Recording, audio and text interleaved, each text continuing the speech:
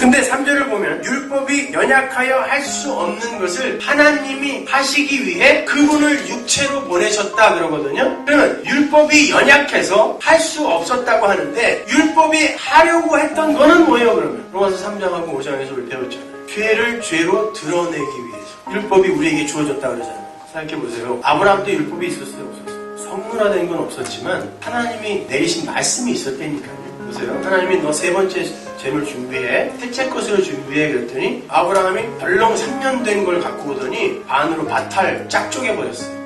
그때 하나님이 카라트라는 이 선을 두고 넘어가 버렸죠. 이건 안 된다라는 거예요. 보세요. 인간은 생리적으로 에피투미아라는 이 두 마음이 있기 때문에 하나님이 너 나에게 뭐 가져와봐, 내가 기뻐할 만한 재물 가져가. 우리는 그러면 예수를 가지고 가야 되는데, 그러면은 우리는 내가 선하다 악하다라고 생각한 어떤 것을 하나를 정의한 다음에 그걸 하나님에게 쫙 쪼개서 갖다 바친단 말이에요. 이게 율법주의라는 거예요. 하나님은 그거 안 된다라고 성경 절반에 걸쳐서 말씀하시는 거거든요. 근데 하나님이 그때 그게 희생제사요 이스라엘의 율법 지킴이었잖아요. 하나님은 그걸 죄라 그랬단 말이에요. 율법 시대에는.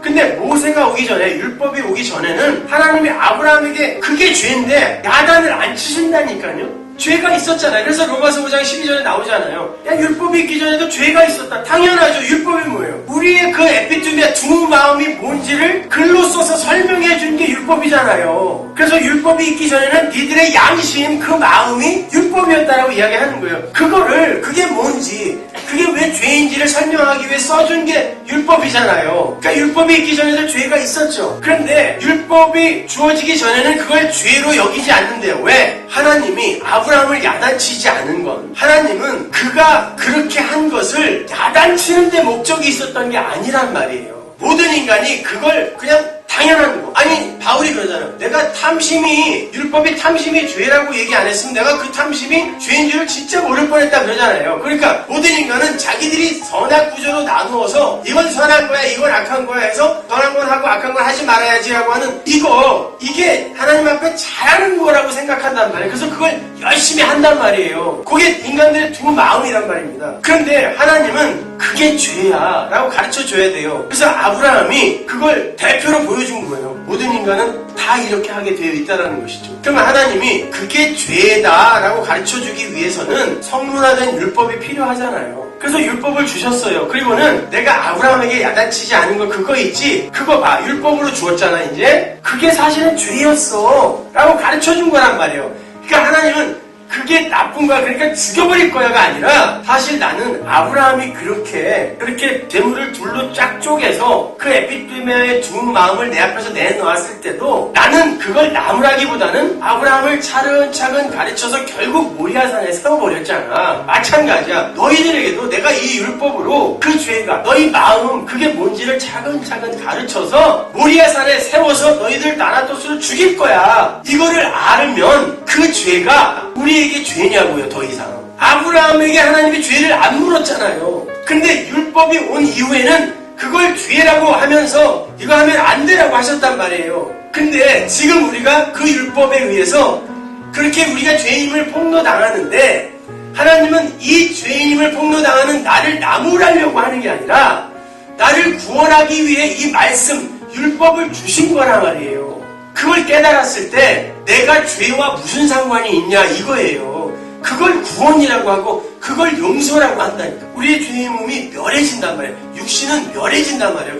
그런 방법으로 내가 진리가 된 하나님이 그렇게 그 진리를 설명하기 위해 그 자유, 그 하나님의 은혜와 그 사랑을 설명하기 위해 율법을 주시고 이 세상을 주시고 성전을 주셨어요. 그랬더니 인간이 어떻게 했어요? 그거 갖고 뭐 해요? 자기 자가발전 배럴이 충전하고 있었다니까요. 열심히 제사 지내고 열심히 율법 지키면서 네 배럴이 얼마면 줘? 20%? 나 30%야. 넌 나 40%. 이거 경쟁하고 있었잖아요. 율법주의 이스라엘 안에서. 하나님은 그거를 알으라고 준 게 아니라 네 그 마음, 생리적으로 네가 갖고 나오는 그거, 선악구조 속에서의 그 율법주의, 그게 뭔지를 가르쳐주기 위해 그걸 줬더니 그걸로 인간들의 배럴리를 방전시키려고 줬는데, 인간들이 그걸로 자기 배럴리를 충전하고 있었다니까요. 하나님이 인정하지도 않는 에너지로. 그래서 하나님이 예수를 보내셨어요. 뭘로? 율법으로요. 얘네들이 율법과 성전으로 줬더니 못 알아먹네. 왜? 말 못하는 성전이니까.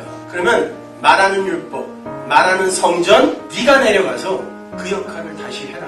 그래서 율법이 연약하여 할 수 없는 것을 하나님이 하시기 위해 아들을 육체로, 사르스, 율법으로 보내셨다라고 하는 거예요. 본문 3절이. 그러면 그 아들은 와서 또 뭐 해야 돼요? 우리가 죄인이라는 걸 드러내서 나를 방전시켜야 된단 말이에요. 율법으로 오시는 거니까. 근데 인간들이 자기들이 갖고 있는, 자기들이 충전해 놓은 그 율법이라는 배럴이, 그 에너지 갖고 하나님을 죽여. 자기들이 역사 내내 구축해 놓고 충전해 놓은 그 스펙, 그 에너지로, 그 율법 지킴으로, 그 착한 삶으로 하나님을 죽여버렸다니까.